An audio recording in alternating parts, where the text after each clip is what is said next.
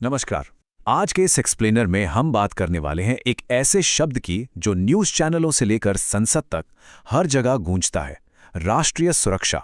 अक्सर ऐसा होता है ना कि जब भी कोई सरकार या नेता इस शब्द का इस्तेमाल करता है तो सारी बहस वहीं खत्म हो जाती है। हमें लगता है कि भाई ये तो देश का मामला है, बहुत ही सीक्रेट होगा, इसमें हमें क्या ही बोलना। फिल्मों ने भी इसे एकदम खुफिया और एक्शन पैक्ड बना दिया है।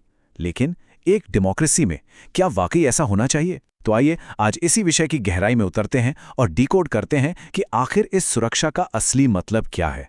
सच बताइए, जब भी सिक्योरिटी की बात आती है तो हम अक्सर मान लेते हैं कि सरकार जिसे खतरा बता रही है वही हम आम लोगों के लिए भी सबसे बड़ा खतरा है। लेकिन क्या वास्तव में ऐसा है?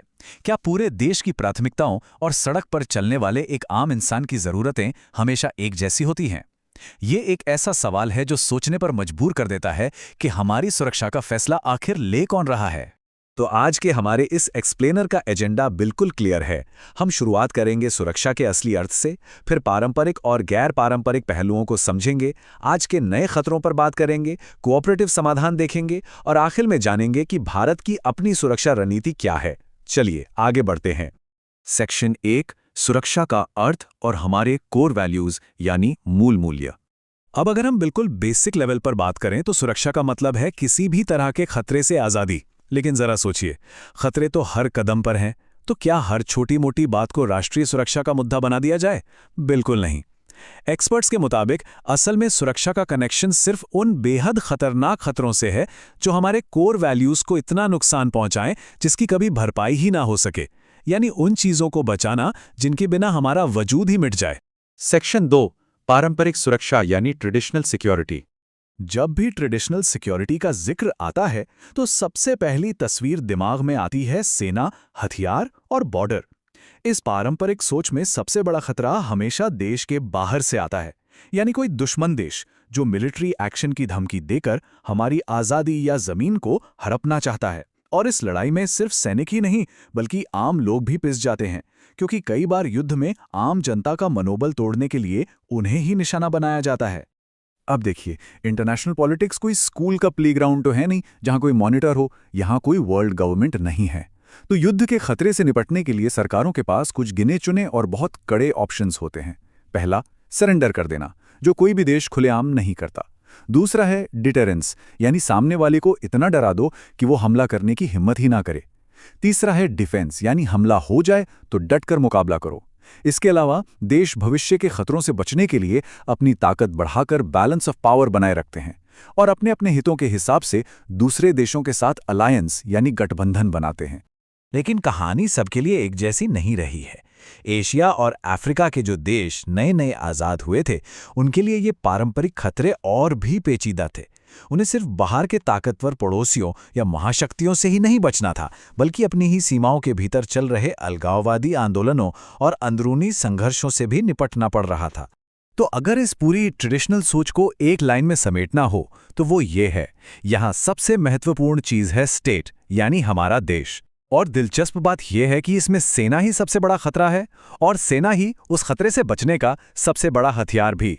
ये एक ऐसा अजीब लूप है जहां पावर ही प्रॉब्लम है और पावर ही सॉल्यूशन। आगे बढ़ते सेक्शन 3 की तरफ, सुरक्षा की गैर पारंपरिक धारणाएं।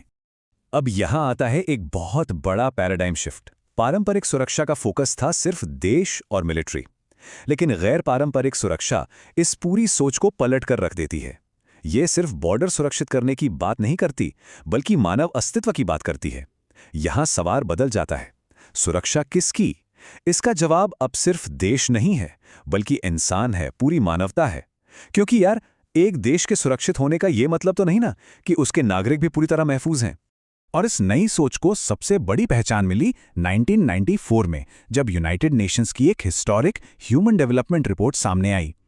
इस रिपोर्ट ने एकदम साफ कर दिया कि हमने सालों तक सुरक्षा का मतलब सिर्फ देशों की रक्षा समझा है, जबकि एक आम इंसान की जो रोजमर्रा की चिंताएं हैं उन्हें तो हम पूरी तरह भूल ही गए थे।